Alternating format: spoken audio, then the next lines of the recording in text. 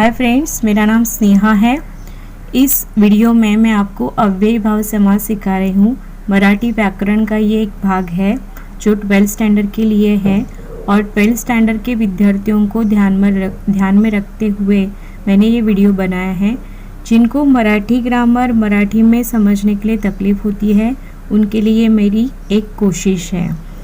तो अव्ययी भाव समास किसे कहते हैं और उसके ऊपर कैसा क्वेश्चन आ सकता है, इसके बारे में इस वीडियो में हम देखेंगे। दूसरी बात ये कि ये वीडियो मराठी एक्सप्लेनेशन में भी है, इसी चैनल पे है। अगर आपको मराठी में ये सुनना है तो आप उसे देख सकते हो। अव्ययी भाव सिखाने से पहले 3 चीज़ें हमें पता होनी बहुत ज़रूरी है। पहला मतलब समास, सामासिक शब्द और थर्ड है विग्रह। समास किसे कहते हैं? शब्दांची काटकसर करून एकच जोड शब्द तयार होतो आणि शब्दांच्या अशा एकत्रीकरणाला समास असं म्हणतात। मतलब हम जब बोलते हैं तो बहुत सारी शॉर्टकट हम यूज़ करते हैं और उसकी वजह से एक जोड़ शब्द बनता है। 2 वर्ड्स को मिलकर एक जोड़ शब्द बनता है। ऐसे एकत्रीकरण को, शब्दों के ऐसे एकत्रीकरण को समास कहते हैं। और ऐसा एकत्रीकरण होने के बाद जो भी जोड़ शब्द बनता है उसे सामासिक शब्द कहते हैं। और ये शब्द कैसे बना हुआ है, उसमें कौन कौन से वर्ड्स आए हैं, इसकी बताने की जो पद्धति है उसे विग्रह कहते हैं। फॉर एग्जाम्पल हम माँ को ऐसा कहते हैं क्या कि कांदे घालून तैयार केलेले पोहे दे, मतलब प्याज डालकर जो पोहा बनता है वो मुझे दो। ऐसे हम नहीं बोलते, तो काय बोलतो अपन? कांदे पोहे दे, मतलब कांदे पोहे, ये शॉर्टकट हुआ। तो यही सामासिक शब्द है, इसे समास कहते हैं। समासामध्ये कमीत कमी 2 पदं असतात। या पदांमध्ये प्रत्येक शब्दाला कमी अधिक महत्त्व असतं, त्यानुसार समासाचे प्रकार पडतात। मतलब समास में कम से कम 2 पद मतलब 2 वर्ड्स होते हैं और हर किसी वर्ड को कम ज़्यादा ऐसा महत्व होता है, उसके हिसाब से समास के बहुत सारे प्रकार पड़ते हैं। आज हम अव्ययी भाव समास देखेंगे। अव्ययी भाव समास कसा ओळखावा? या समासातील पहिलं जे पद असतं किंवा शब्द आहे हा महत्त्वाचा असतो आणि तो उपसर्गी रूपी अव्यय असतो। हा उपसर्ग संस्कृत, मराठी आणि फारसी भाषेमध्ये असतो। मतलब अव्ययी भाव समास का जो फर्स्ट वर्ड है वो इम्पॉर्टेंट है और इसको उपसर्ग दिया जाता है और ये उपसर्ग संस्कृत, मराठी और फारसी लैंग्वेज में होता है। अभी उपसर्ग किसे कहते हैं कि किसी भी वर्ड के स्टार्टिंग में जो आने वाला शब्द है, अक्षर है, उसे उपसर्ग कहते हैं। फॉर एग्जाम्पल आमरण है तो मरण इस वर्ड के पहले जो आ आया है वो आ उपसर्ग है। संस्कृतमधील उदाहरणामध्ये पहिला शब्द अव्यय असतो आणि दुसरा शब्द नाम किंवा विशेषण असतो। फॉर एग्जाम्पल आज जन्म यथाशक्ति, मतलब संस्कृत का अगर हम सोचें तो फर्स्ट वर्ड जो है ये अव्यय है, उसके बाद में आने वाला जो भी कोई वर्ड होता है नाम रहता है या फिर विशेषण रहता है। आज जन्म, आज शक्ति, हे इसके एग्जाम्पल्स हैं। मराठी उदाहरणामध्ये शब्दांची पुनरावृत्ती होताना दिसते आणि हे दोन्ही शब्द नाम असतात।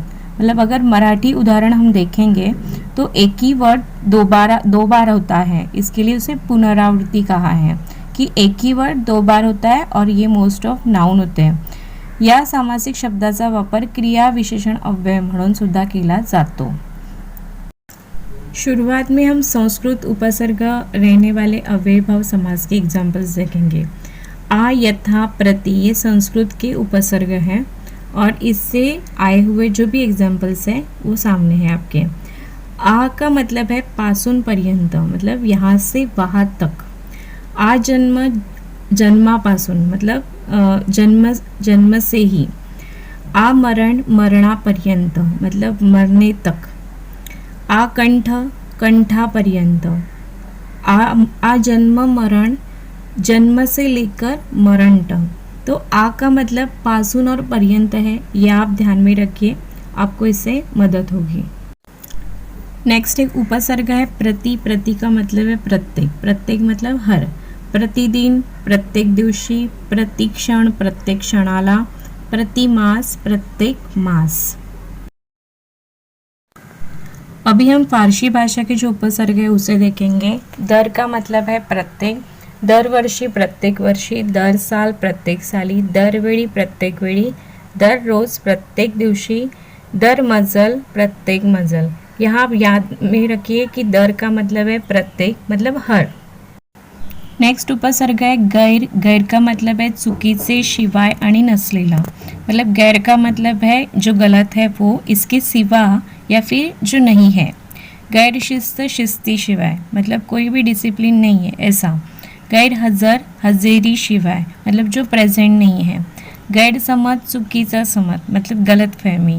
गैर वर्तन, चुकीचे वर्तन, मतलब कुछ गलत बर्ताव। नेक्स्ट उपसर्ग है बे। बे का मतलब है शिवाय, मतलब इसके सिवा।